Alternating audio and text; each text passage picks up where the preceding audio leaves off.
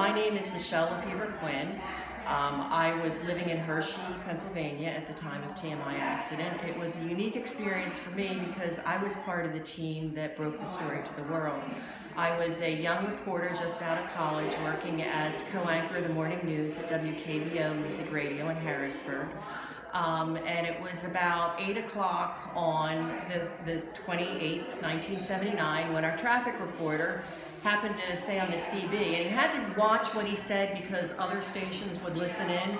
He said, "Hey, there's a bunch of fire engines going down to 3 Mile Island, and there's no cooling water coming out, no steam coming out of the towers."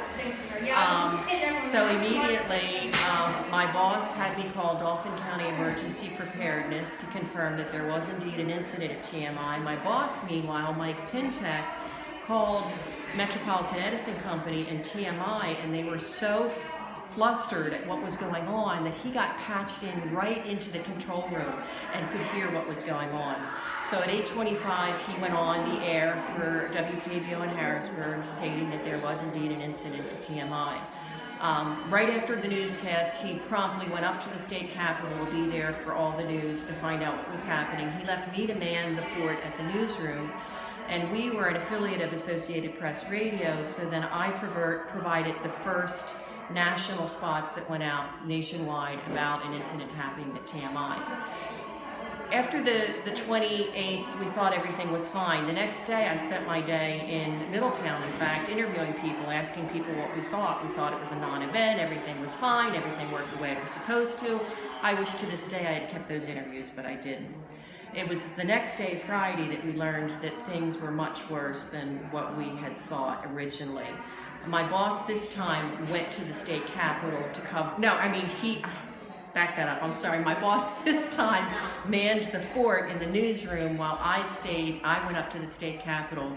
Again, here I was, a young 22-year-old. This was all new to me.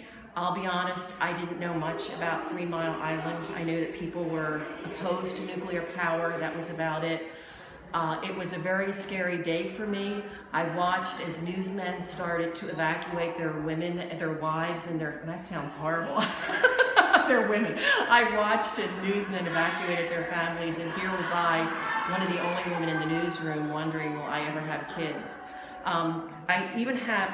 It impacted me so much. I've kept this report. It's the stories that I was giving live about the evacuation, and in between at one point I said, it is the plot of a nightmarish movie that I wish was over, and I know a lot of people in the area thought that.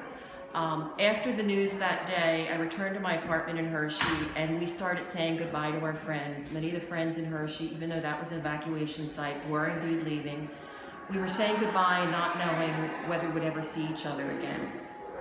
I went to do the morning news next Saturday, and I was done at 9 o'clock, but I couldn't take it anymore, and my parents lived outside of Philadelphia, so I went home that night trying to decide whether I would come back, and it became a dilemma for me.